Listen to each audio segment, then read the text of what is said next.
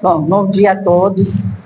Essa minha palestra tem a intenção de introduzir vocês na riqueza deste conjunto que é a divisão de museus, tanto lá em cima como o Museu Histórico e aqui o Mistal. Eu acho que no meu caminhar, através de 30 anos, não 40, 30 anos trabalhando aqui, eu vi que eu estava dentro da Gruta do Alibaba. É um tesouro infinito. Para quem gosta de saber da sua identidade, eu quero despertar em vocês o prazer de estarem aqui trabalhando, porque é um trabalho riquíssimo, às vezes não reconhecido pelas autoridades, mas vocês não podem enxergar esse lado. Ou melhor, esse lado não pode ser ter o maior peso na vida de vocês. Então, a minha intenção é mostrar aqui para vocês, um rápido passar pela história de Taubaté, uma síntese da história de Taubaté, e vocês vão ver a riqueza dessa cidade. Para um domínio mais abrangente da gênese da história de Taubaté, se faz necessário recuar para os primórdios da história da cidade de São Paulo. Então, Taubaté vai ter o seu início nos acontecimentos da fundação da cidade de São Paulo. São Paulo teve duas fundações. Uma foi Santo André da Borda do Campo, a povoação dispersa de barro e sapé, construída por João Ramalho. A outra foi a missão jesuítica em seu colégio, estabelecida em 25 de janeiro de 1554, numa colina estratégica, na confluência do Anhangabaú e Tamanduateí. Vou pôr mais para cá. Em 1560, Santo André foi transferida para o sítio de São Paulo e a fusão se completou plenamente em 1562. Então, nós estamos falando da história de São Paulo. Desculpa, fala a senhora sem o microfone, estou achando que essa porta está melhor do que a... É? Então, vamos lá. Vamos lá. A dominação do colono em detrimento das nações brasílicas não foi nada fácil. Pela necessidade imediata e premente de mão de obra, foram organizadas as bandeiras escravistas que embrenharam nas selvas em busca dos indígenas, que, por sua vez, revidaram com contínuos e ferozes ataques. Então, nós estamos percebendo os primeiros movimentos no Brasil colonial, quando da colonização, do início da colonização.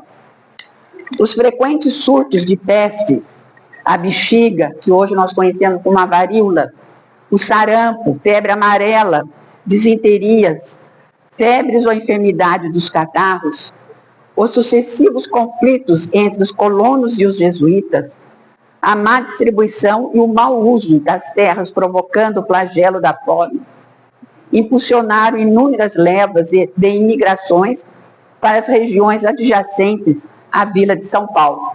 Então, vocês começam a perceber que os atritos lá em São Paulo começam a expandir as levas das regiões próximas de São Paulo. Sérgio Buarque resume essa situação da seguinte maneira: a atração exercida por área espaçosa e vestidas de Mato Grosso, o acesso mais fácil à mão de obra indígena, que nessas áreas se pode empregar, além do mais, fora do alcance direto da justiça civil dos jesuítas e das censuras eclesiásticas, a imunidade relativa à opressão e punições que naturalmente confere a assistência em paragem erma, tudo isso vai somar-se como estimulante energético àqueles fatores. Partir para tal gente é fugir à inanição ameaçadora e, em muitos casos, é fugir também dos rancores e das extorsões. Então, na Vila de São Paulo começa a haver uma série de brigas entre os colonos, jesuítas, por causa dos índios, tudo aquilo que nós sabemos, quem estuda a história do Brasil. E assim, essas levas de colonizadores começaram a adentrar a região do Vale do Paraíba. Em 1596, Prestem atenção nas datas que eu vou falando. 1596, o governador-geral do Brasil, D. Francisco de Souza, incumbiu Martim Corrêa de Sá da chefia de uma bandeira que, saindo do Rio de Janeiro, aportou em Paraty, subiu a Serra do Mar e, por uma trilha indígena, alcançou a região Vale Paraibana. Nesse ponto, atravessando a garganta do Piraquama, prosseguiu em direção à lendária Sabarabuçu.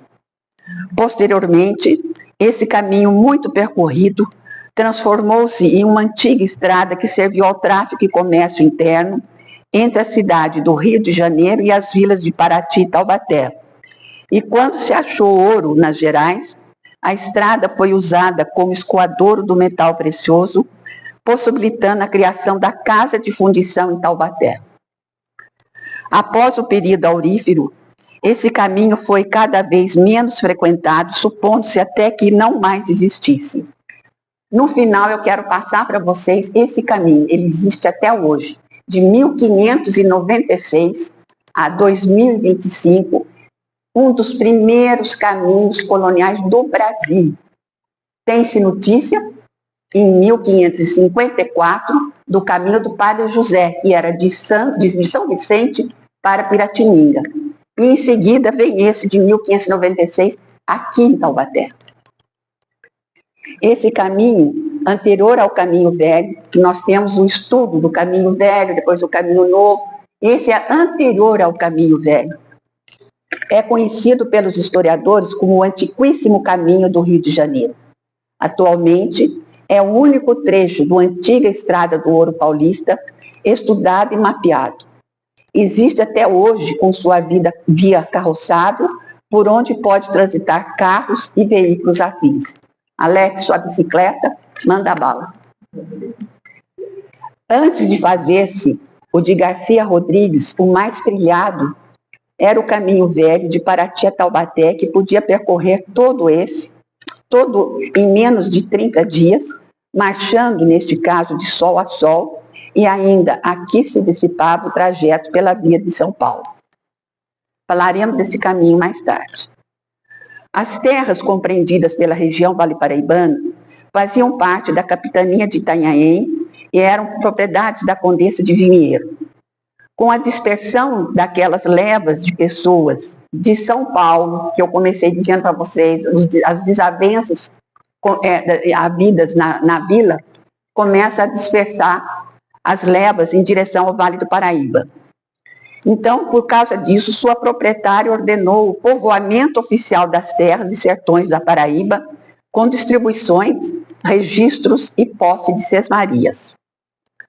Essas terras foram desbravadas e povoadas por inúmeras famílias vindas da Vila de São Paulo, capitaneadas pelo bandeirante Jacques Félix.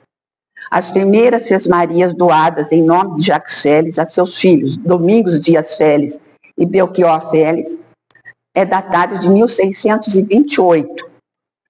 Posteriormente, pela provisão de 1636, foi autorizada a penetração do sertão de Taubaté, a fim de descobrir minas, pacificar índios e demarcar as terras da Condessa de Vinheiro, Dona Mariana de Souza Guerra, cujos limites até então eram desconhecidos.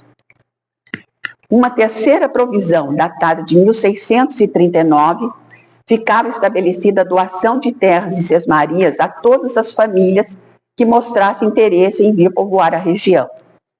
Assim, paulatinamente, ao longo desses anos, formou-se um povoado que finalmente, no ano de 1645, foi elevado à condição de vila.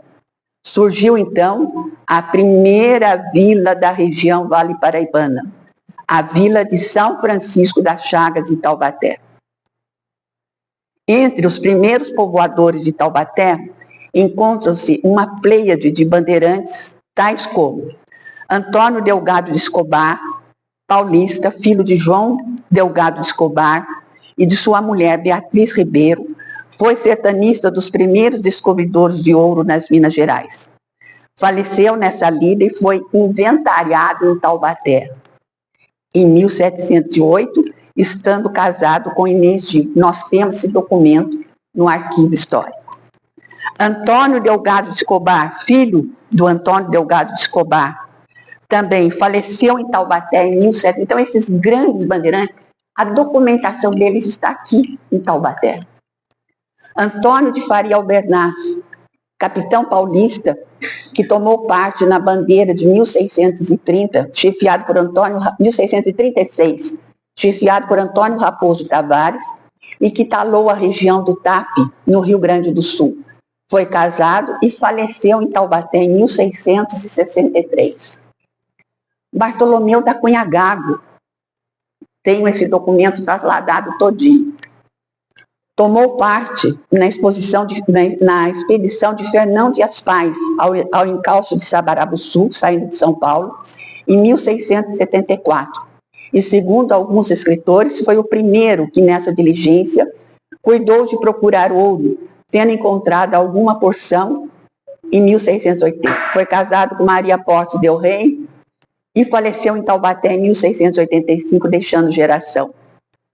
Carlos Pedroso da Silveira, famoso fundador. Que bom. O primeiro diretor, o primeiro gerente da Casa de Fundição de Taubaté.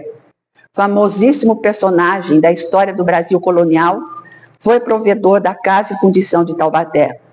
Faleceu assassinado numa emboscada aqui na vila de Taubaté. Também temos o documento dele aqui. Domingos Rodrigues do Prado, certamente uma das características figuras do paulista antigo, altivo e submisso, desassombrado. Imagine como é que era, hein? Nasceu em Taubaté, filho do homônimo Domingos Rodrigues do Prado. O pai está inventariado aqui, o filho não. E daí vem toda a figura entre os primeiros descobridores das Minas Gerais. Esse rol poderia ser listado de A a Z, mas no momento não caberia o inventário completo. Eu quero dizer para vocês a riqueza do arquivo histórico de Taubaté. A vila de Taubaté tornou-se a base da penetração para as regiões além Mantiqueira, conhecida como Sertões dos Cataguás, de onde chegavam notícias da presença dos metais preciosos. Reportando-se a coleção de notícias dos primeiros descobrimentos das minas na América, contidas no Códice Costa Matoso, sabe-se que no ano de 1693, Antônio Rodrigues de Arzão descobriu o tão procurado metal precioso. Existe umas divergências nessa data e também no nome de quem descobriu primeiro. E pelo Códice Costa Matoso, que é uma bibliografia muito interessante, ele afirma, em 1693, com Antônio Rodrigues Arzão. A partir desta data, Taubaté tornou-se o centro irradiador de povoamento dos sertões mineiros. Antônio Rodrigues Arzão, Carlos Pedroso da Silveira, Manuel Borba Gato, Manuel Mendes do Prado, Bartolomeu da Cunha Gago, Manuel Garcia Velho, Tomé Portes del Rey, Antônio Garcia da Cunha, Bartolomeu Bueno da Silveira, João de Siqueira Afonso, Miguel Garcia Velho e tantos outros foram taubatianos ou moradores da vila de Taubaté que semearam as cidades nas Minas Gerais. Seguiu-se, então, a fundação por taubatianos ou moradores da vila de São Francisco da Chaga das seguintes 18 cidades mineiras: Sabará, Mariana, Pouso Alto, Baipendi, Campanha, Pitangui, Itaberaba, Ouro Preto, Antônio Dias, São João del Rei, Tiradentes, Carrancas, Piranga. Dá licença um pouquinho.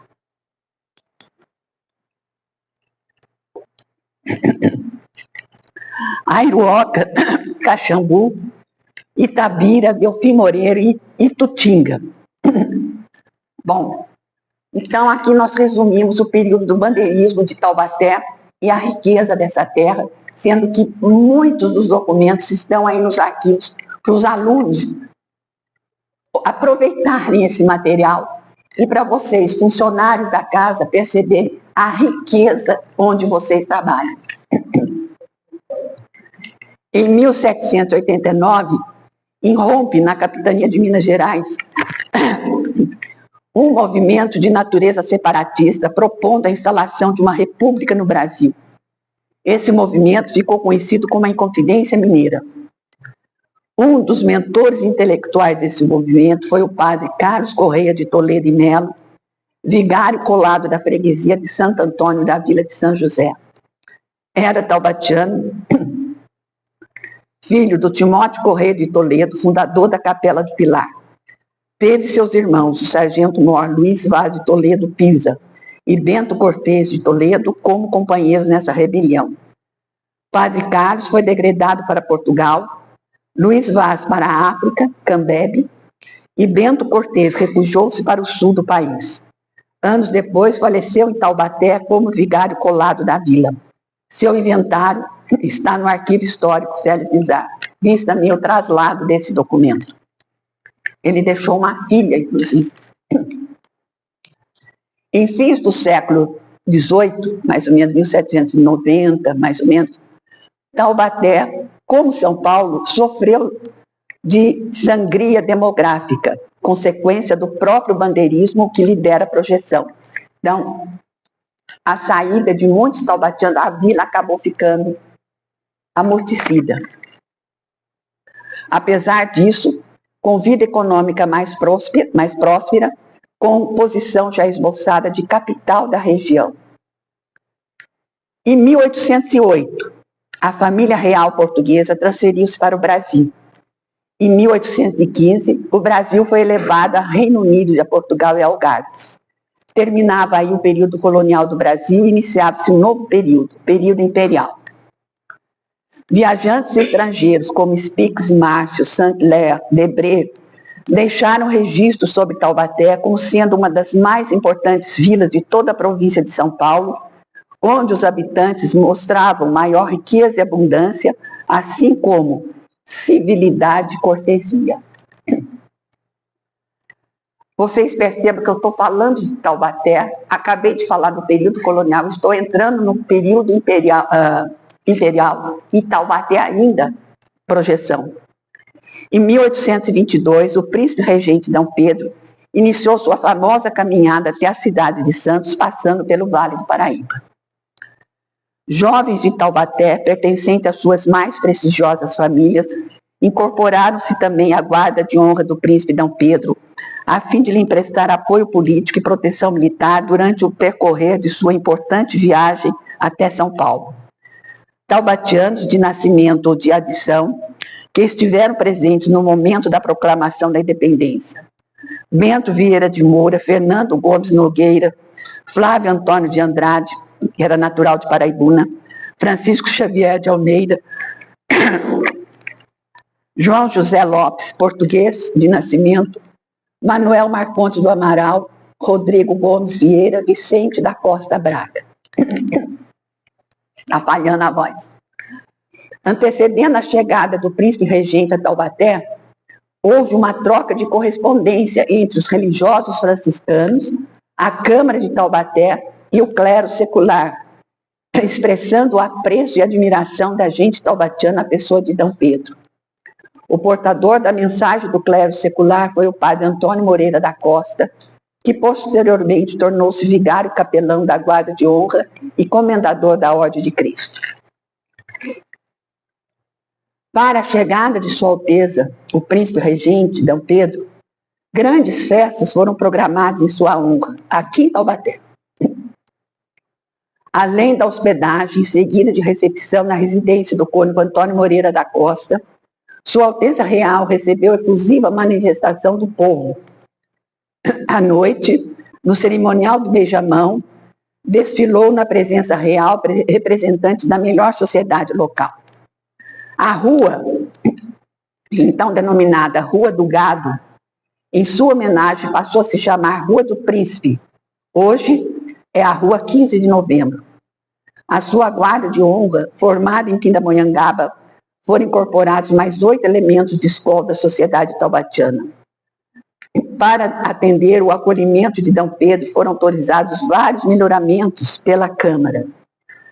Pelos registros em jornais da época, a hemeroteca da divisão de museus, agora nós já entramos em 1800, nós vamos ter aqui A hemeroteca, os jornais começam em 1861. Então, é outra fonte maravilhosa de pesquisa. Os jornais, a leitura é mais fácil, apesar de ainda ser ortografia antiga, mas a leitura é mais fácil. Cada volume é uma tese de doutorado, não digo nem de mestrado. Pelos registros dos jornais, nota-se que a vida sociocultural se intensificava com a vinda de companhias de teatros que se apresentam no Teatro São João. Quem quiser estudar teatro, aqui tem uma fonte inesgotável. Além das apresentações das companhias locais. As corporações musicais, Filarmônica Taubatéense e João do Cabo, participam ativamente das festas religiosas e profanas. Agremiações artísticas e litero-musicais ampliam as opções de lazer. No campo educacional, os conceituados colégios São João Evangelista, Nossa Senhora do Bom Conselho, frequentados por alunos da cidade e de outras regiões, proporcionam melhoria no nível do ensino e prestígio para Taubaté. Em novembro de 1864, eclodiu a Guerra do Paraguai. Brasil, Argentina e Uruguai formaram a Tríplice Aliança para combater o Paraguai, cujo ditador, Francisco Solano Lopes, almejando uma saída de seu país para o Oceano Atlântico, pretendeu anexar terra dos países vizinhos. A causa para a entrada do Brasil no conflito foi o aprisionamento de um navio brasileiro no Rio Paraguai e a invasão do Mato Grosso. No ano seguinte, em janeiro de 1865, o povo taubatiano inicia sua demonstração de amor à pátria, colocando à disposição seus serviços, cada um da melhor maneira que podia.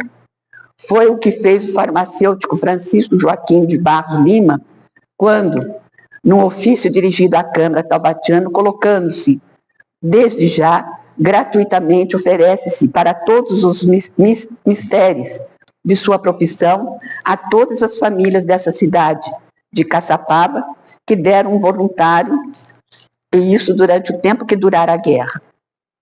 Foi criado no Rio de Janeiro o Asilo dos Inválidos da Pátria, onde seriam recolhidos os servidores do país por sua velhice ou mutilação na guerra. Foi solicitada à Câmara de Taubaté um subsídio recolhido entre os municípios. O então presidente da Câmara, o senhor José Francisco Monteiro, propôs se convidasse os fazendeiros dos municípios para que auxiliassem nesse sentido. Ficou também sob a responsabilidade da Câmara de Taubaté providenciar números suficientes de voluntários da pátria. Foi lido na sessão da Câmara um ofício do comendador Antônio Moreira da Costa, seu irmão, o cidadão Francisco Marcondes Varalo, e seu genro, Dr. Francisco de Paula Toledo, oferecendo a quantia de R$200 mil a cada voluntário, até o número de 20, que nesse município se apresentasse para seguir em desafronto dos brios nacionais na guerra em que achamos contra o Paraguai. Então, Taubaté, a história de Taubaté é paralela à história do Brasil. Além da participação de várias classes sociais, os jornais da cidade também deixaram suas informações em artigos estimulando o patriotismo do povo taubatiano. O Taubaté, o Comercial, o Paulista, a imprensa liberal. Sendo uma imprensa livre, responsável e transparente, também denunciou os abusos havidos no momento do recrutamento dos voluntários da pátria. Estados pelos grandes produtores de café de Taubaté, D. Pedro II, imperador do Brasil, como grão-mestre das ordens honoríficas do Império, otorgou títulos nobiliários àqueles que a tais honrarias fizerem jus. Então, Taubaté na Guerra do Paraguai também é um tema de dissertação. Criou-se em Taubaté e cidades do Vale os titulares do Império. Aqui em Taubaté nós tivemos o Barão Visconde de Tremembé, José Francisco Monteiro, Barão e Visconde do Mossoró, José Félix Monteiro, Barão Pereira da Costa, Pereira de Barros, Coronel Jordão Pereira de Barros, Antônio Vieira de Oliveira, Barão de Taubaté, Barão do Poço Frio, Barão da Pedra Negra, Barão do Jambeiro, o comendador Davi Lopes de Souza Ramos e o conde de Santo Agostinho, D. José Pereira da Silva Barros. Entre tantos ilustres vultos de Taubaté, sobressai aquele que ultrapassou os limites do município e do país. José Bento Monteiro Lobato, nascido em 1882. Poucos escritores brasileiros participaram tão intensamente dos acontecimentos de sua época quanto Monteiro Lobato, que foi advogado, fazendeiro, editor, empresário, escritor, jornalista das mais atuantes na vida brasileira. Ao seu espírito aberto e pesquisador, tudo interessava, desde os problemas da literatura às questões de sociologia, finanças, aço e petróleo. Lobato era um adolescente de 15 anos quando aconteceu um outro importante fato na história do Brasil que também repercutiu em Taubaté: a Guerra da Campanha dos Canudos, detonada em 1897. O Exército Brasileiro enfrentou um movimento popular de fundo sócio-religioso, cujo líder foi Antônio Conselheiro. Foi uma luta em glória para o Exército Brasileiro. No Diário de Taubaté está registrada a seguinte notícia: As vítimas do dever, esse é o título. Foi concorridíssima a missa mandada celebrar ontem na igreja matriz dessa cidade pelo Diretório Republicano, em sufrágio da alma dos bravos militares assassinados em Canudos pelas ordens sebastianistas. Aqui a professora Raquel vai ter que explicar o porquê das ordens sebastianistas. Muitos oficiais fardados, entre os quais vimos os senhores Coronel João Afonso, Tenente Coronel Malhado Rosa, Tenente Coronel João Mourão, Major Inácio Marcondes, Major José Ramos Ortiz, Capitão João Pena, Capitão Máximo Guerra, Capitão China Filho, Capitão Malhado Filho, Capitão Eufrásio de Toledo, Tenente Hermínio Coimbra, Tenente Primo Afonso, Tenente Pedro Vaz de Toledo e muitos outros cujos nomes não nos ocorrem, assistiram ainda a esse grande número de oficiais à paisana e outros cavalheiros e muitas senhoras. Durante a missa, eu libera-me, a lira taubatiana executou no coro várias sinfonias adequadas. No meio da igreja foi levantado um cadafalco circundado de velas e flores. Fez a guarda de honra e a força policial aqui destacada que deu a salva do estilo.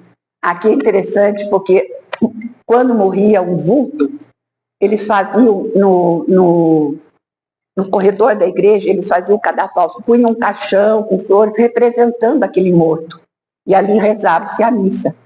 É lógico que o morto já estava enterrado, mas era uma homenagem feita.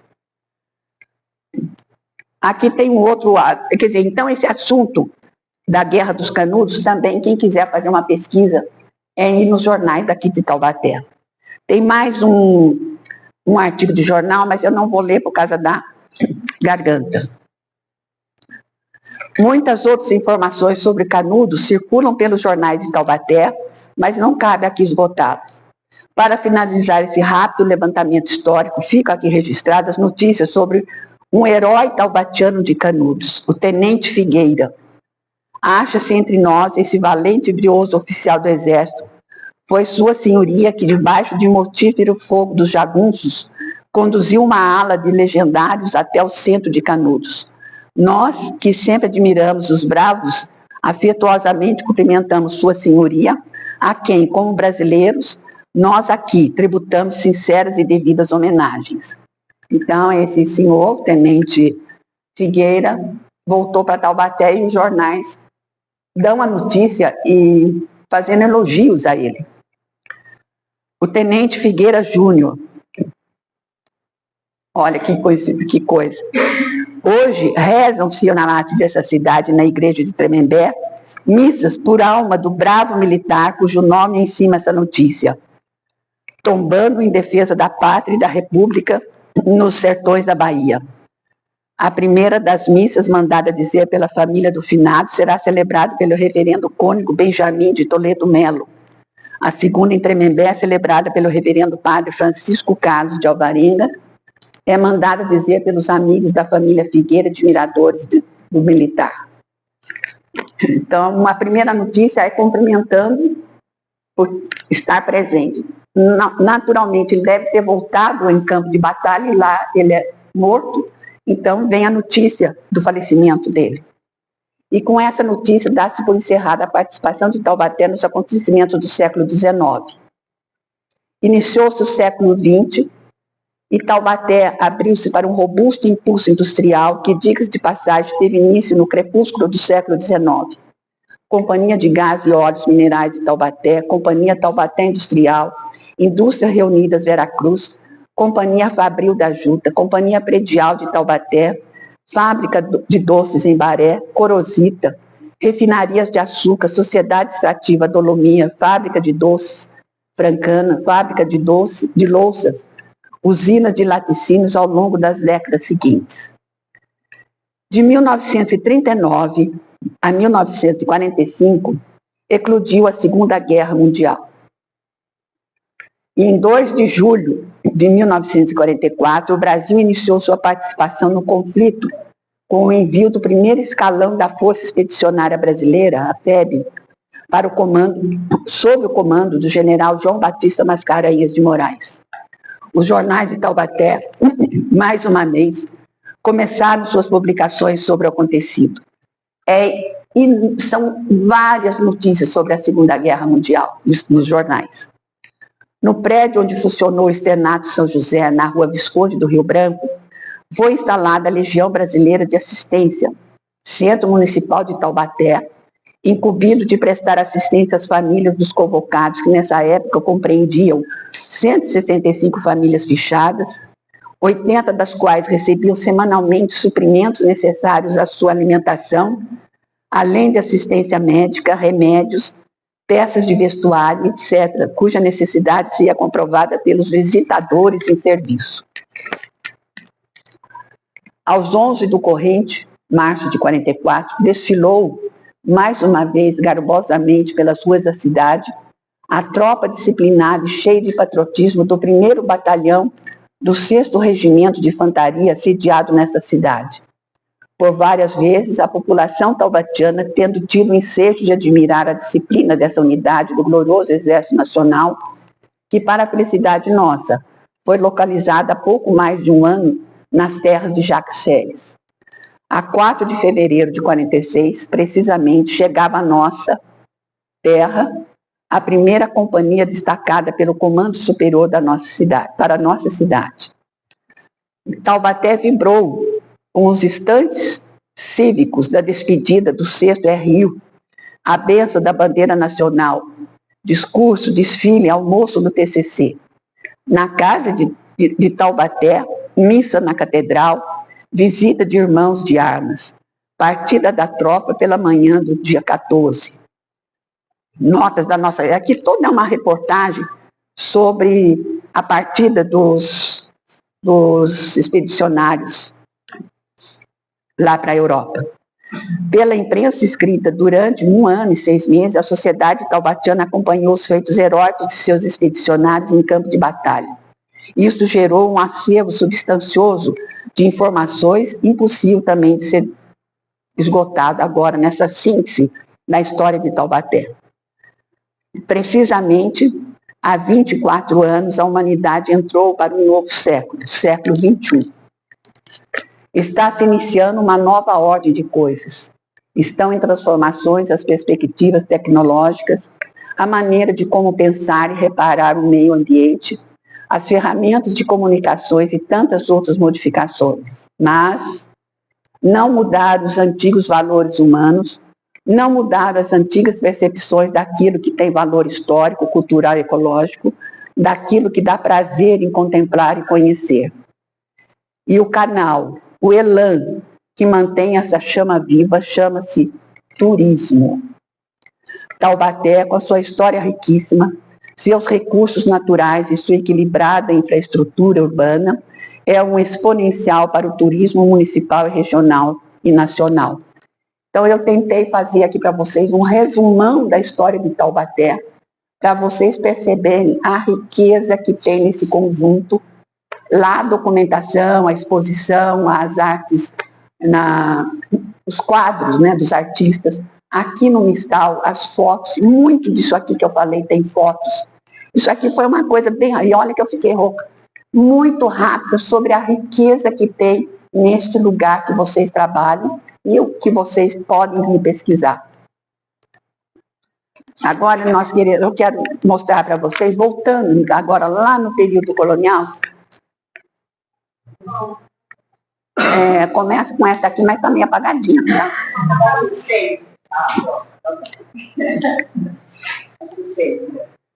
Aqui dá para me ler. É uma série dela, essa aí é a primeira.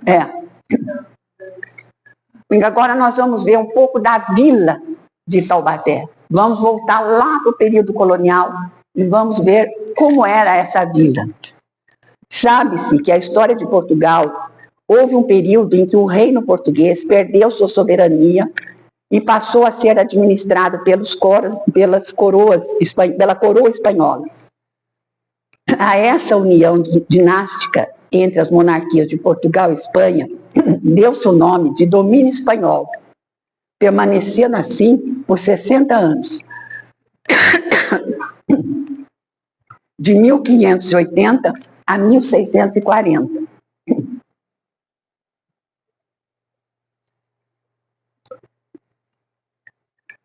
Olha para vocês verem, Taubaté, de 1580, nós tivemos, em 1596, o antigo Caminho do Ouro.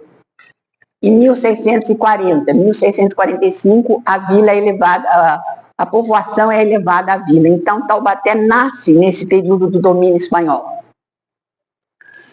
Foi justamente na vigência desse período que a Condessa de Vimieiro, proprietária das terras localizadas no Vale do Paraíba, concedeu as provisões para a colonização de suas terras. Foram as provisões de 1628, 1636 e a última em 1639. Provavelmente,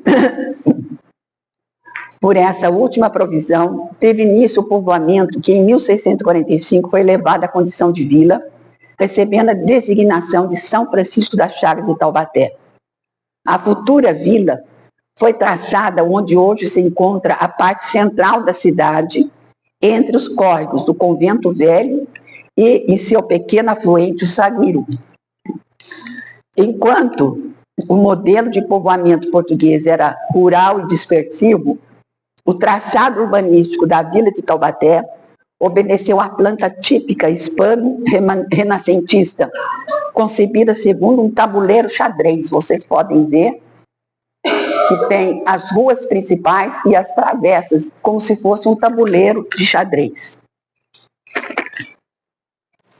Pelo croqui abaixo, tem-se a observação da implantação. Então, esse é o croqui. Segundo Ortiz, loteou-se o altiplano com muito senso, como se fora um tabuleiro de xadrez, as ruas dispostas aproximadamente sobre a orientação de sul e norte, leste e oeste.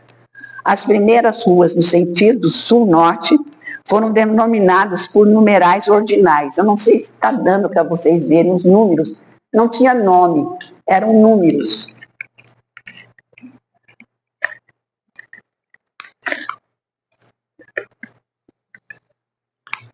Então, nós vamos ter as ruas, são essas, no sentido longitudinal. E as travessas, as que cortam as ruas. Depois, deixa aqui. Essa imagem, vocês vão encontrar no arquivo, aqui, na casa. Tanto como o croqui acima, como em todas as fontes que trataram do assunto, estão registradas as seguintes informações. Então, aqui não dá para vocês verem, é como se essa primeira aqui, ó, rua número 1. Nada como ser antitécnico. Essa aqui, ó. Está escrito aqui, rua número 1. A número 2 corresponde... então, hoje, a número 1 corresponde à rua Jorge Winter. A número 2 corresponde à atual rua Marquês do Herval. Ai, meu amor, por favor. A número 3 correspondia ao atual Duque de Caxias. Aqui a igreja, seria aqui embaixo. Isso é. A 4 corresponderia à atual Rua Visconde do Rio Branco. E a 5 corresponderia à atual Rua Doutor Souza Alves. Então, esse é o mapa que todos os historiadores da cidade, Dona Maria Morgado, o professor Paulo Cavalier Lorenzano, acho que Pedro de Toledo também se fala, todos começavam aqui, essa parte aqui, ó, aqui assim, ó, está o mercado, e aqui assim seria o tanque da cidade, o bebedouro da cidade. Então todos eles dizem que as ruas começavam, aqui era número 1, a Dr. Winter. Essas ruas foram mudando suas nomenclaturas ao longo da linha do tempo, na história da cidade, e os nomes foram os seguintes. A rua número 1, que em 1700 chamava-se Rua da Banda do Tanque, devido à sua proximidade com o tanque, ou a guarda da vila, que existiu nas imediações do mercado municipal.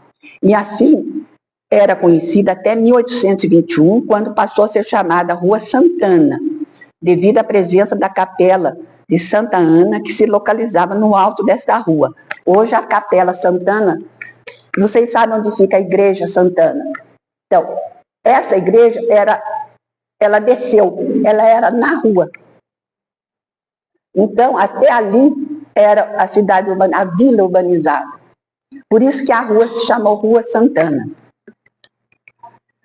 devido à Capela de Santana, que se localizava no alto dessa rua.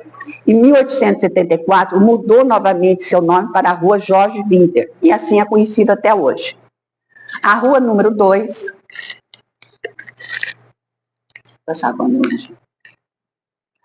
em documento de 1696, foi citada como a terceira rua, ou a Rua dos Gizes, Rua do Bom Jardim, 1821,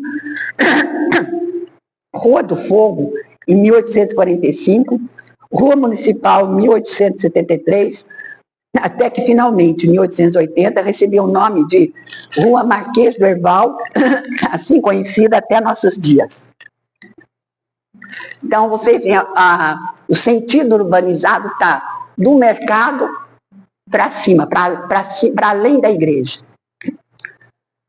A rua número 3 era conhecida como Segunda Rua, passando depois para a Rua da Palha, Rua do Comércio, Rua do Meio e, finalmente, em 1880, a Rua Duque de Caxias, assim conhecida até hoje. Isso. A rua número 4, Rua das Flores, Rua Direita, Rua do Rosário, e teve um período chamada Rua General Osório, que logo caiu, e finalmente, em 1880, a Rua Visconde do Rio Branco, que é conhecida até hoje. A rua número 4, essa vai aparecer no mapa do Palier. Tem como mostrar o mapa?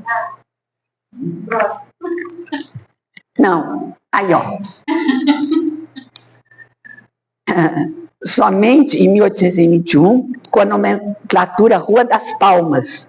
Posteriormente, recebeu as seguintes nomenclaturas: Rua dos Castelhanos, Rua Domingos Arzão, e aqui tem vários nomes das ruas de Taubaté. E, finalmente, Rua Doutor Souza Alves. Assim sendo, por essas informações e disposições urbanísticas da vila, a disposição urbanística da vila seria: da atual região do mercado municipal, subia-se para o altiplano, onde se localizava atualmente a matriz e a Praça Dom Epaminondas. Bom, esse questionamento... Não, mas a história não tem ponto final.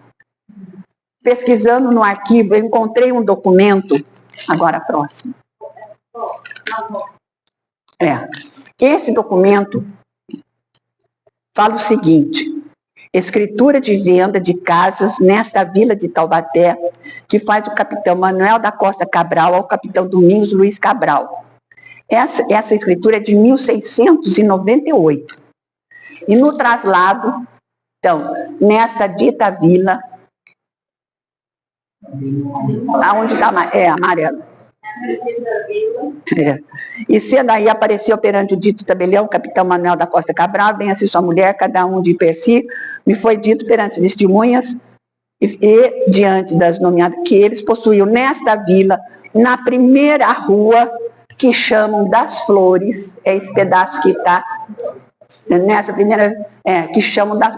Então, toda aquela informação que a primeira, número 1, era ali perto do mercado, está falsa.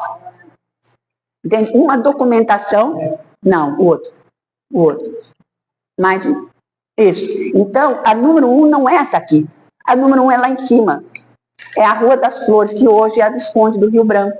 Então, numa informação documental de 1600 e quanto aqui, meu Deus? 1698, desfaz todo o estudo. Professor Paulo, Maria Morgado, doutor Bernardo. Olha que interessante, eu como gosto, acho a história não tem ponto final. Quando vocês afirmam uma coisa, em seguida descobre outra que desmancha tudo aquilo que vocês fizeram. Então, vem ao contrário. Agora nós temos a primeira rua, a Rua das Flores.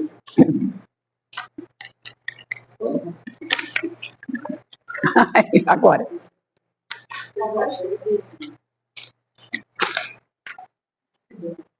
Aqui. Então, a primeira rua é a Rua das Flores, né? Desmanchando. Ai, gente, faltou uma folha. Mas o que eu quero explicar para vocês, essa aqui, olha, é o Debré. Essa aqui é a original. Só que eu tenho a impressão, se vocês forem, hoje vai ser vista do convento, mas eu acho que ele estava mais ou menos na altura da Rua do Café, naquele alto ali. A igreja não é do lado direito. Essa impressão deve ter sido feita ao contrário, porque assim era Taubaté. Tá vendo? Essa era a igreja, ou eles faziam um croquis e depois, na hora que iam fazer o quadro, se enganavam. Né? Também. Então, a intenção de mostrar para vocês um pouquinho dessa história é sempre reafirmando a riqueza que vocês precisam tomar conta, a beleza que é trabalhar neste local. Vocês precisam assumir essa identidade taubatiana que aqui falta pesquisar. Não está, assim, mão beijada. Mas a pesquisa dos jornais, gente, a gente entra num túmulo do passado, é uma delícia. Sem falar na pesquisa da documentação, que daí já é mais complicada por causa da paleografia, mas quando eu entro para trasladar um documento, eu vou lá para 1600. É muito, muito interessante. Então, isso eu quis falar para vocês do patrimônio imaterial que existe aqui em Taubaté. Agora vamos falar um pouquinho. Vou só citar, senão fica muito longo. O patrimônio material. Nós temos a Praça Dão Epaminondas e a Catedral. A sede da Fazenda Pasto Grande. Casarão Oliveira Costa. Museu Histórico, Folclórico, Pedagógico Monteiro Lobato, a Chácara do Visconde. As construções remanescentes da CTI, Praça Barão do Rio Branco, prédio da antiga Associação Artística Literária, que é a faculdade. Nós temos a fachada do Boulevard Rio Branco, o solar da Visconde de Tremembé, o Parque Dr. Barbosa Oliveira, o Jardim da Estação, o conjunto paisagístico do jardim com a estação agora, o Colégio Nossa Senhora do Bom Conselho, a Vila Santo Aleixo, conjunto arquitetônico do distrito de Quiririm, a Capela Mortuária dos Viscondes de Tremembé em Mossoró, o Instituto Diocesano, o Grupo Escolar Lopes Chaves, Aqui, tem que beber água.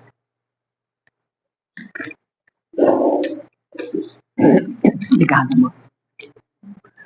O Instituto Diocesano, o Mercado Municipal, a Bica do Bugre, o Lar Escola Santa Verônica, Teatro Metrópole, Antigo Asilo São Francisco, que hoje é a Casa da Cultura, né? Centro Cultural, o batalhão, o prédio do Batalhão da Polícia Militar, a Fábrica do Gorosita, agora os imateriais, materiais, é a Breganha, tem o Casarão de Indiane lá em Quiririm, a residência Raul Guizar, o conjunto arquitetônico das Casas Pias, o Museu de Arte Sacra, o Departamento de Pedagogia da Unital, o prédio, né, a sede da antiga Sociedade Taubatiana de Ensino, a Igreja Universal, antigo Cine Palas, o prédio do Tesourinho, edifício Félix Guizar, a Sirene da CTI,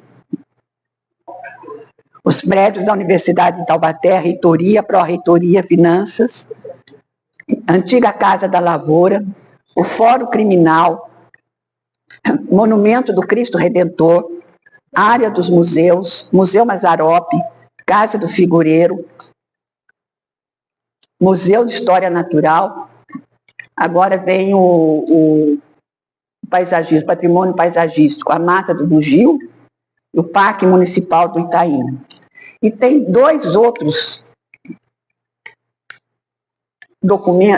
patrimônios que foi esquecido nessa relação. Nem a universidade e nem o Preserva lembraram desses dois. Nós vamos falar deles. Não pode, tadinho, não pode ficar para trás.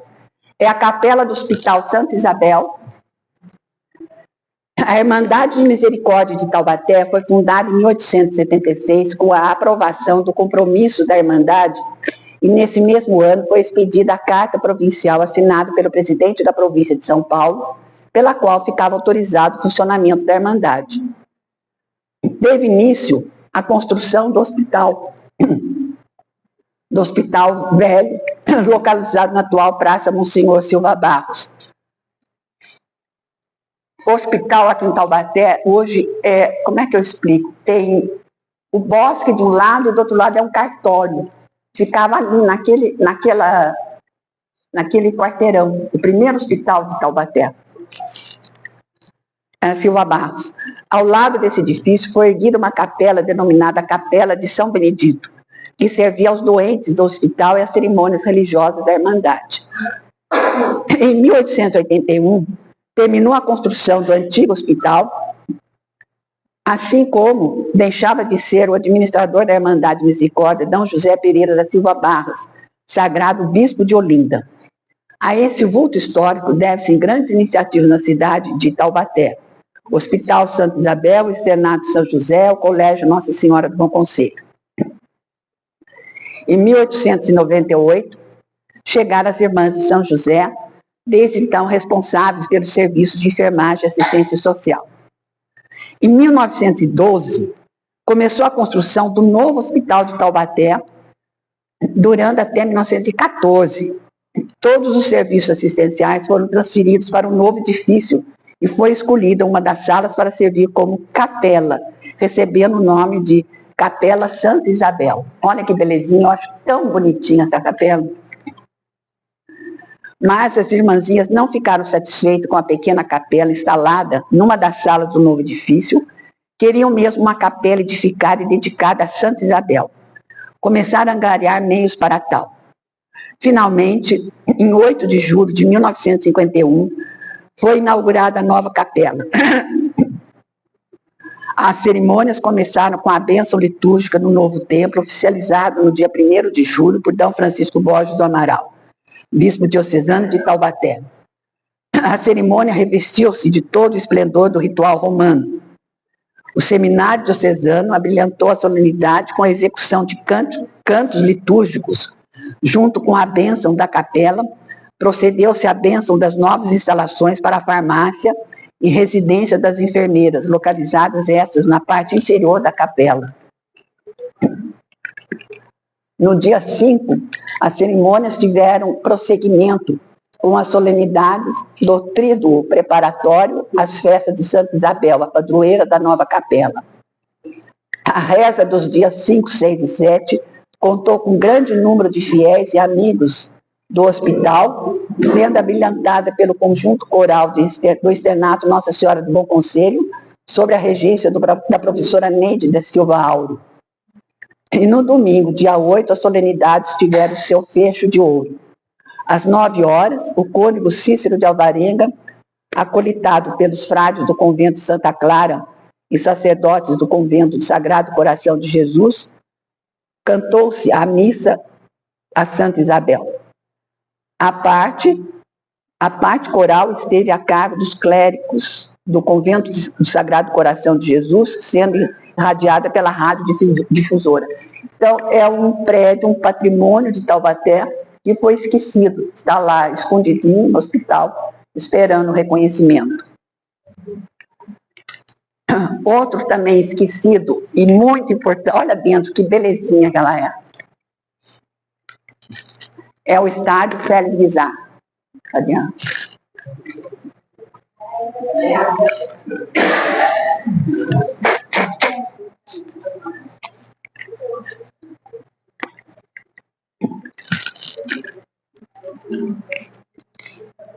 Aqui, volta primeiro.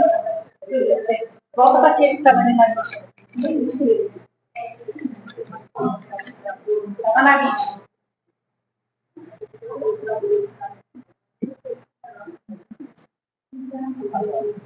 Então, à medida que eu vou falando, por favor, vão passando as fotos. A notícia foi divulgada em primeira mão pela radiodifusora de Taubaté em sua programação noturna em outubro de 1941. Iria ser construído em Taubaté um completo estádio esportivo. A notícia repercutiu favoravelmente nos meios esportivos, desencadeando uma série de comentários auspiciosos em torno do fato. O empreendimento seria levado adiante pela Companhia Taubaté Industrial e o local seria um terreno da própria companhia, localizado na rua Quiriri. Esportistas não faltavam na cidade, mas havia necessidade de um local apropriado para exercícios e práticas dos esportes. O estádio compreenderia um ótimo campo de futebol, excelente pista para o atletismo, quadro de bola ao cesto, quadro de vôlei, quadro de tênis, pista de boche, que é a bocha, né? Campo para malha e piscina para natação. Idealizado pelo Dr. Raul Guizar, foi realizado o projeto arquitetônico pelo Dr. Ícaro de Castro Melo, que na época era engenheiro da Diretoria de Esportes do Estado de São Paulo. O Dr. Ícaro formou-se engenheiro arquiteto pela Escola Politécnica da USP e por 15 anos dividiu sua carreira profissional entre engenheiro, arquiteto e atleta. Foi recordista sul-americano de salto em altura e salto com vara, participando da equipe brasileira do atletismo nas Olimpíadas de Berlim de 1936. Entre 1945 e 1955, trabalhou como arquiteto do Departamento de Educação Física e Esportes do Governo de São Paulo e elaborou os nomes técnicos construtivos de seu dimensionamento para as instalações esportivas do Estado. Foi arquiteto responsável pelas seguintes obras: a Piscina da Água Branca, o Ginásio de Sorocaba, o Ginásio do Ibirapuera e Sesc Itaquera. Em 1958, recebeu o título de membro do Instituto Americano de Arquitetos e recebeu o prêmio Vila Nova Artigas. Então, quem projetou esse campo, né, não seria esse estádio, não foi qualquer um. Lançamento da pedra fundamental. Em 1941, com a presença do então prefeito, o Dr. Antônio de Oliveira Costa, Dr. Raul Guizar, Oswaldo Barbosa Guizar, Monsenhor Ramon Ortiz, Evandro Campos, mais outras tantas autoridades locais e grande massa popular, foi feito o lançamento da pedra fundamental do estádio Félix Guizar. Discursando para o público, o Dr. Raul Guizar esclareceu que a ideia da construção daquele monumento esportivo havia surgido 48 horas antes da presente cerimônia, tecendo comentários sobre as práticas dos esportes nos meios operários. Após os discursos, houve o lançamento de uma que continha a ata daquela cerimônia, jornais do dia e moeda corrente do país, cimentado simbolicamente a pedra, as autoridades presentes, diretores da CTI e o jornalista Evandro Campos. O grande estádio seria também destinado à prática de esportes do Clube Náutico CTI. Gente, olha quanto tema para pesquisa. O entusiasmo era tanto que na manhã do dia seguinte, domingo, houve um mutirão formado pelos operários da CTI para a abertura dos alicerces, decorrendo animadamente o serviço e ficando desde então marcada para o próximo domingo um novo mutirão. Em janeiro de 42, prosseguiram os trabalhos da construção do estádio Félix Guizar, sendo o fechamento do terreno terminado e já se delineando as características de resistência, altura, harmonia e beleza necessária à grande obra. Sua inauguração levou 2 dias, em dezembro de 1943. Houve a inauguração do gramado, com a presença dos diretores da CTI, a senhorita Nancy Carvalho de Brito Guizar, diretores do CTI Clube e grande número de esportistas, foi hasteada a bandeira do clube pelo senhor Raul Guizar. Programou-se uma partida de futebol entre os 2 times, equipe da fábrica velha versus a equipe da fábrica nova. Como o árbitro estava Cílcio Débil, e o pontapé inicial foi dado pela madrinha, a senhorita Nancy Guizar. O placar foi de 4-2 para o time da fábrica nova. No dia 5, as comemorações tiveram início às 6h30 da manhã, com o torneio de malhas. Saiu vencedor a turma da fábrica velha por 7 partidas vencidas contra 2 derrotadas. Às 10 horas teve início nova partida de futebol, disputada por 2 rodadas entre os veteranos. Os quadros vermelhos eram da fábrica nova e os verdes da fábrica velha. O árbitro dessa partida foi o senhor Moacir Peixoto e o clube inicial dado pelo senhor Eduardo Rigg. Saíram vencedores os veteranos da fábrica nova com a placar de 3-0. O segundo jogo foi começado, desta vez os veteranos da fábrica velha, os azuis, deram uma lavada nos veteranos da fábrica nova, os amarelos, com um placar de 5-0. No dia seguinte, as comemorações reiniciaram a partir das 15 horas. Aconteceram as corridas de 100 e 800 metros, mesclado com as brincadeiras atléticas, cavalo russo, pau de sebo, porco encebado, para rapazes e para as moças, corrida com ovo na colher, acender cigarro, dar laço na gravata. E assim encerrou-se a grande tarde esportiva do dia 5, no magistral estádio Félix Guizar, justamente cognominado o filhotinho do Pacaembu. Então, meus amores, são mais dois patrimônios materiais aqui de Taubaté com seu histórico já formado. E agora nós vamos viajar um pouquinho. Nós vamos viajar no antigo caminho do ouro paulista. Quero que vocês conheçam esse caminho, que de 1596 a 2024 ele existe.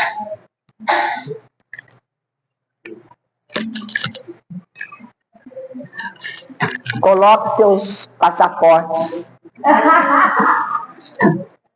da imaginação, passaporte da imaginação, e vamos partir para um dos caminhos mais velhos do Brasil.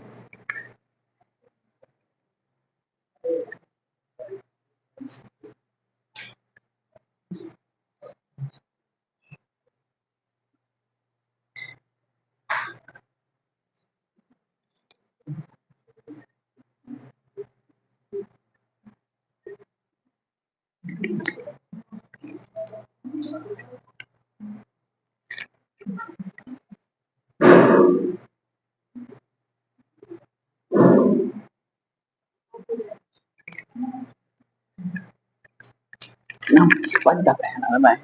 Eu estou nervoso. Não estou acostumada com essas coisas.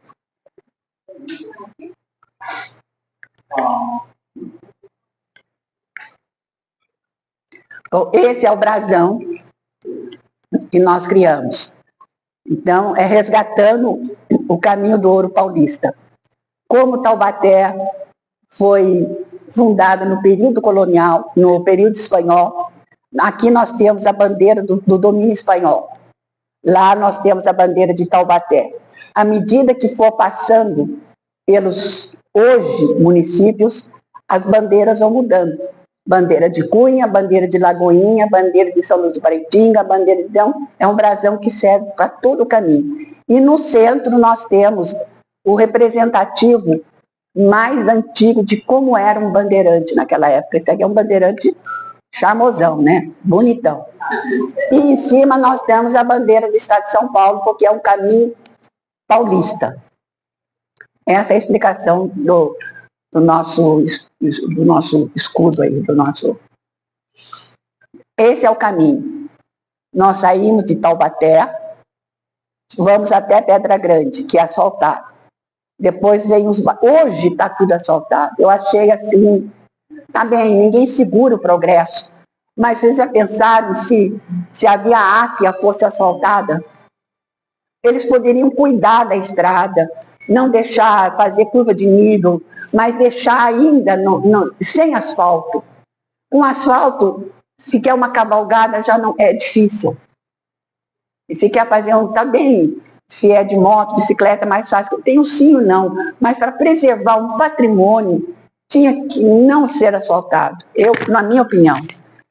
Bairro do Ribeirão, aqui nós já temos Lagoinha, Cachoeira Grande Lagoinha, região do Paraitinga, saindo de Lagoinha e indo para Cunha. É Catioca, depois tem Abóboras, Encontro, e ali acho que é a região que está encruzilhada, isso. Aqui é aquele mesmo traçado, só com as atrações turísticas ao longo da Fazenda Santana, a Cachoeira Grande, o Rio Paraitinga. O alto da Catioca é belíssimo aqui embaixo. A gente vê quase que de São José dos Campos para Guará. É lindo esse pedaço. E ainda as atrações ao longo do caminho. Vocês imaginam, seria essa, é um imaginário, um desenho da Mata Atlântica. Vocês imaginam subir a Serra do Mar com essa vegetação? Pode ir passando, meu bem, que são exemplos, tá vendo aqui, olha, o Rio Paraitinga, como é que passava? Os índios passavam assim.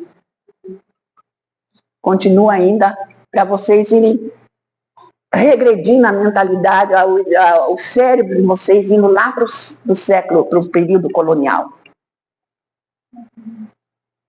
Então não foi um caminho ali, não sei se dá para vocês perceberem, uma espécie de um caminho. Aí já está viável de cavalo e tropas, né? Aí já está, mas na época não tinha, era uma trilha indígena. Então esse é o cenário onde vai ser, os bandeirantes vão subir a Serra do Mar. Aqui tudo, aqui vocês, o passe inaugural começou em 1628, as provisões, exploração da região, 1630, conveniência, ocupação por interesse, são as 3 provisões já faladas. A segunda provisão, a terceira, pode passar. Então, existia a existência de uma via antiga que, através de Paraty, facilitava mais rapidamente que a de Ubatuba as comunicações com o Rio de Janeiro, e que no começo da Idade do Ouro alcançará notável importância econômica. Seria o porto natural e o principal escoadouro de toda a região taubatiana e das Minas do Ouro. Sabe-se mesmo que a Estrada Geral de Paraty dobrava para a vila de Taubaté e ganhava as minas. Aí começa a história a história da estrada. D. Francisco de Souza, governador-geral do Brasil, ordenou a Martim Corrêa de Sá chefiar uma bandeira que, subindo a Serra do Mar por uma trilha indígena, alcançou a região vale-paraibana. Desse ponto, atravessando a garganta do Piraquama, prosseguiu em direção à lendária Sabarabuçu, antiga estrada que serviu ao tráfico do comércio interno entre o Rio de Janeiro e as vilas de Paraty, e o escoadouro do metal precioso. Em 1645, elevação de Taubaté. Em 1660, a ordem do governador do Rio de Janeiro para explorar a estrada de Paraty.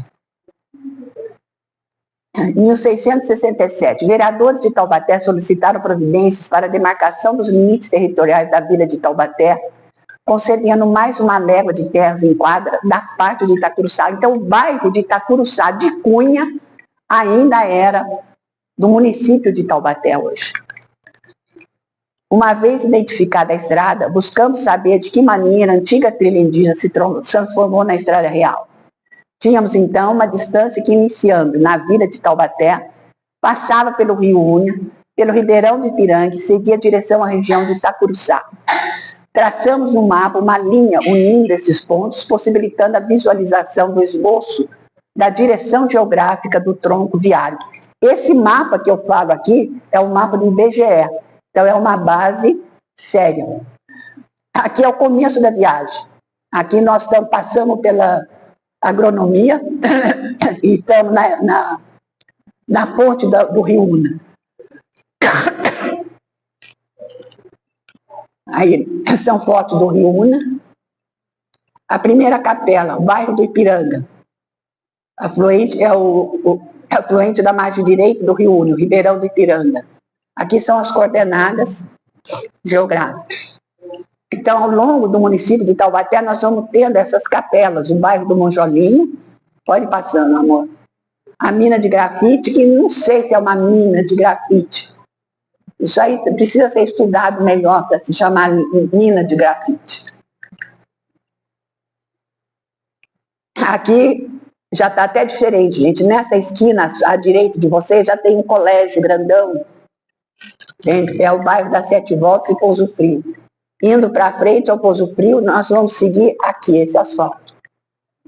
A Capela Nossa Senhora do Bom Parto, Capela São João do Macuco, bairro da Pedra Grande. Esse dia nós fomos com a ajuda da Polícia Ambiental, porque eu achava que essa estrada que eu risquei aqui no arquivo não ia existir mais. Pô, era uma estrada de 1596. Então eu pedi para o coronel Lamarck, que estava pesquisando, que ele me arranjasse uma condução, porque eu achava que ia abrir porteira, passar em pasto, e não tinha mais estrada. E com a Polícia Ambiental era outra coisa, né? Mas a estrada existia, gente. Existe. Bairro da Pedra Grande, tem essa capela. Por coincidência, vinha vindo o senhorzinho puxando um carro de boi. Achei por demais. Aí é a lenda da Pedra Grande. Não sei se vocês conhecem essa lenda. Um filho, ele brigou com o pai e subiu nessa pedra, porque um pouquinho atrás, uma de trás. Não sei se dá para você. Não, do carro de boi. É uma curva, sabe? Faz uma curva. E essa pedra está como se fosse aqui.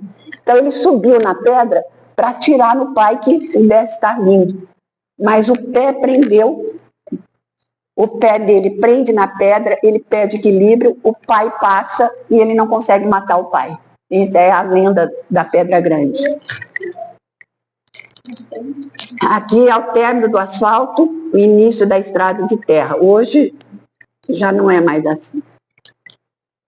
Aqui é uma bifurcação, a gente pega a de cima, a de baixo não é a antiga estrada, existe porque depois foi aberta, mas o caminho do ouro é a de cima.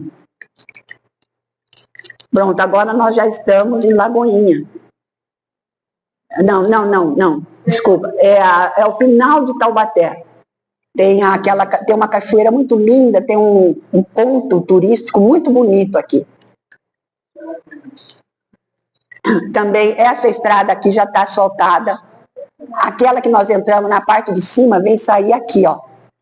faz essa volta, só que essa aqui já está asfaltada, perdeu a graça. Para mim, perdeu a graça. Porque a gente conhecendo a história, a cabeça vai naquele, entendeu? Você vira uma bandeirante no negócio. Aqui ainda é o nosso carro, mais o carro da Polícia Ambiental, e nós vamos seguir. Aqui vai seguindo, Fazenda da Palmeira. Aqui nós já estamos em Lagoinha, é o bairro do Ribeirão, faz uma curva também, e a gente... É uma estrada que sai de Taubaté, lógico que tem os meandros, mas vai parar no asfalto que de Cunha está descendo para Paraty. Então, naquela hora, naquele tempo, eles subiram de Paraty, fizeram essa curva e entraram para cá. Aí, ó. Aqui é o bairro do Ribeirão ainda. Pode passar, né? Para vocês verem a estrada, como é a estrada. Ainda. Agora aqui, olha, tudo isso está asfaltado, gente. Ai, que dó.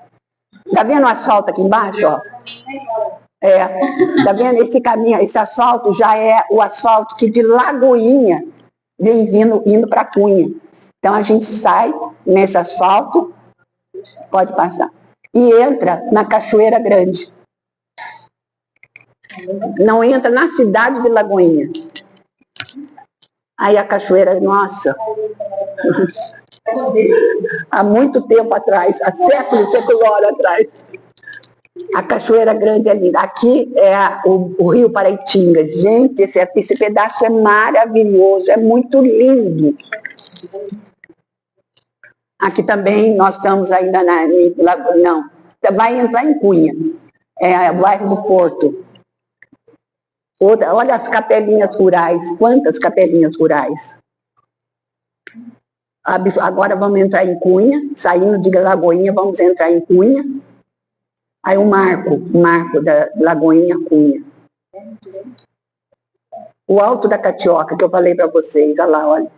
É lindo, é um mar de montanhas, é muito bonito. É o funcionário da prefeitura fazendo a marcação, ponto mais alto da estrada. Aqui já é o bairro de Santana, aí já é Cunha. É o final, é a Fazenda Santana, vai aparecer a Fazenda Santana. Ah, não apareceu, ela é linda. Aí já é Cunha também, já é Cunha. Continua aqui, ó. Tem muitas bifurcações, então a gente tem que saber pelas coordenadas, senão perde o caminho. Capela da Várzea Grande também é Cunha. E o cemitério das Abóboras. Nós estamos lá na estrada, né, andando, admirando, tudo. De repente, aparece um cemitério do nada. Entende? Ele fala, mas o que é isso, meu Deus? Um cemitério no meio da estrada? É que no bairro das Abóboras, eles não tinham, era longe de Lagoinha e longe de Cunha. Então, eles tinham que ter o cemitério ali. Também é interessante fazer um estudo aprofundado sobre esse cemitério aí. Esse senhorzinho estava no caminho, ele parou para a gente passar, eu não aguentei bater foto dele. Achei muito interessante. Aqui, meu amor, aqui é o bairro Itacuruçá, Gândara Itacuruçá. E finalmente nós vamos estar já, olha, aqui já começa até um asfalto, tá vendo aqui? Desculpa, dona Maria, estou me perturbando, né? São Rio Paraitinga, não é muito ótimo. Passa por São Luís do Paraitinga.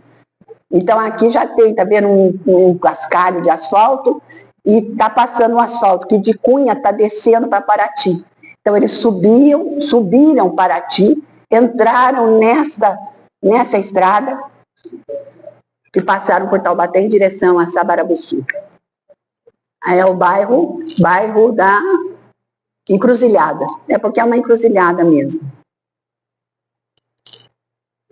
Aqui são as referências que os historiadores, nenhum deles, eles talvez, pode ser que sim, mas nunca ninguém afirmou, houve essa estrada. Entende? Então, é muito importante que a gente valorize essa nossa estrada, porque realmente ela existe. Pode passar, meu bem.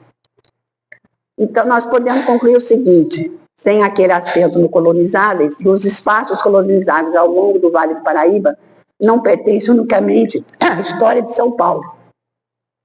Representam também um capítulo decisivo da história, quando menos da pré-colonial de Minas Gerais. E agora nós vamos ver um trabalho lindíssimo dos irmãos Rubinho, Pedro e Ângelo. A gente pode andar por essas estradas? Tranquilo. São estradas vicinais dos municípios hoje. Mas está marcando a estrada do ouro. Não, ainda não. O projeto é um pouquinho, quanto tempo tem Está acabando. Tá, não, meio-dia tem algumas pessoas que almoçam, daí fica à vontade de ficar para assistir ou para sair. Agora é o final. Então, pega. Faça aquele.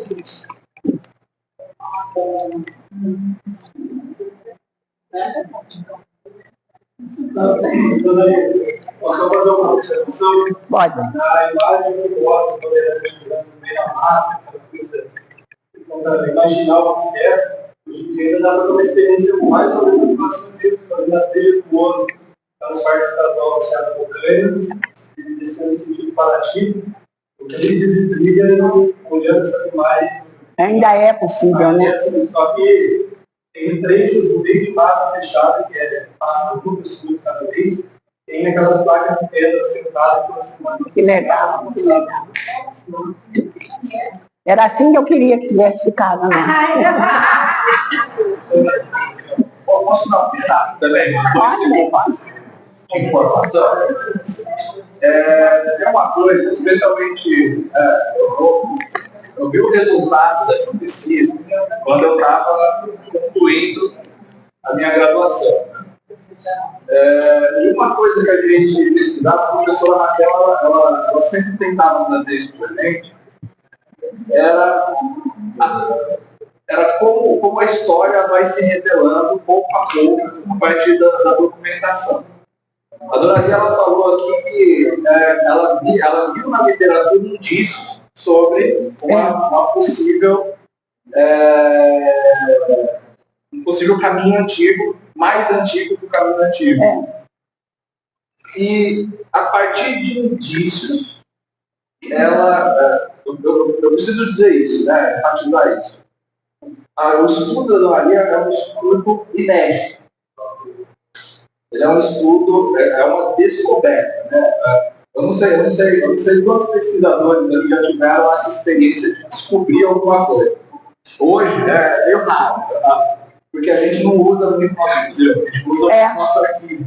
Fica a bibliografia, falando que já foi dito, Aqui a gente tem a possibilidade de descobrir coisas. Se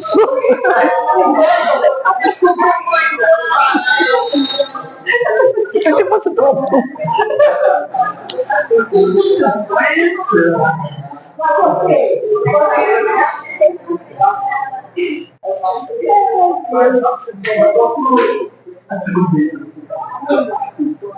Então, aqui a gente tem a oportunidade de descobrir coisas sobre isso.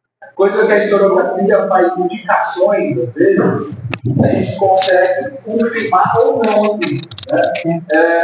Eu tenho um exemplo, aquela da minha testemunha, o meu trabalho de graduação, eu começo com hipótese, né? Uma hipótese nada de princípio, e para no fim do trabalho desmentir. Olha, aquela ideia que eu tive lá começando é uma furada, mas eu descobri outra coisa. Né? Então, a gente se apoderar dessas vezes, seja a gente consultando, né, como pesquisador, ou mais privilegiados que trabalham todos os dias, tem essa importância da gente poder trazer novidades para a história brasileira. É essa a minha intenção. A Dona Lia, ela sempre usou esse termo, né? Toda vez que eu venho aqui, ela fala assim, meu filho, todo dia que eu abro um documento, eu estou abrindo uma janela. Né? E aí ela começou com uma janelinha nesse estudo, de repente ela abriu uma estrada inteira. né? Então, valorizar muito esse estudo, né? Eu faço um apelo assim, para que os alunos do Fundamental levem isso para os professores do Fundamental falem mais sobre isso, sobre o valor que essa pesquisa ela fez e a necessidade que a gente tem de ampliar essa pesquisa. Sim, dar continuidade. Eu passo o bastão. Eu começo uma coisa e vocês vão embora. Pega a estrada e vai embora. Tem Né? uma coisa que a gente brincava aqui também quando a gente pesquisava, poxa, esses antigos colonizadores e tal, com todas as atrocidades que eles praticaram, eles abriram caminhos para a gente, deixaram muitos vestígios para a gente fazer pesquisa. Então, a Dona Lia é uma dessas, ficou marco para a gente navegar na estrada. Então, a estrada já está pavimentada, não precisa andar. Verdade. A gente deve muito para ela. A Raquel Terempa. Eu só queria complementar também, Ângela, porque ele provocou sempre muito. E eu assumi algumas provocações que ela me fez. Porque as pesquisas, elas se fortalecem quanto mais elas são conhecidas. Então, nós fizemos um trabalho de ampliar a divulgação da pesquisa da Dona Lia, a divulgação da pesquisa da Dona Lia pelo trabalho nas escolas. Então, nós fizemos a divulgação da pesquisa com um trabalho com alunos do Monjolinho e em 5 escolas em Lagoinha. Então, nós fomos trabalhando, mostrando a pesquisa de uma maneira que os alunos pudessem entender, né? Então, somos muito gratos e admiramos muito o trabalho da Dona Lia, tanto que trabalhamos para que muitas outras pessoas possam conhecer. Então, tem todo esse material e muito obrigada, toda a parceria, todas as provocações, tudo que a senhora nos faz, porque de fato é uma riqueza que nós precisamos trazer cada vez mais os alunos. A identidade taubatiana fica aqui dentro. Vamos embora, senão eles vão chamar de vamos. É uma nação. Esse é o trabalho dos irmãos Rubim, gente. Eu acho lindo, lindo.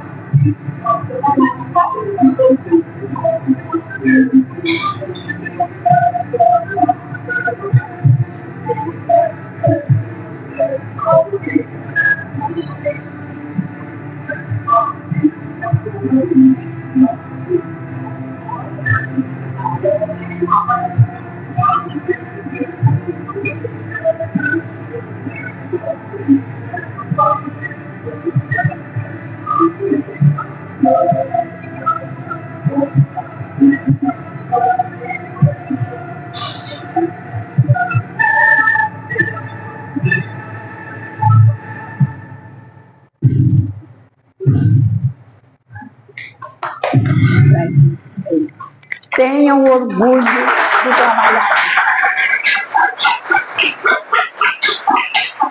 Valorizar pesquisa científica. Tá? Não vale a gente falar isso e não valorizar aquilo que é pesquisa científica, pesquisa acadêmica e as nossas universidades. Com certeza, com certeza. E aqui também os funcionários, vocês estão na caverna do Alibaba, gente. É tesouro para todo lado. É um tesouro que muita gente não dá valor, mas nós sabemos que tem valor. Nós temos que tomar posse das maravilhas que existem aqui nesses 2 prédios de Taubaté. É o patrimônio material e principalmente o imaterial. Então era isso aí, a mensagem que eu queria deixar.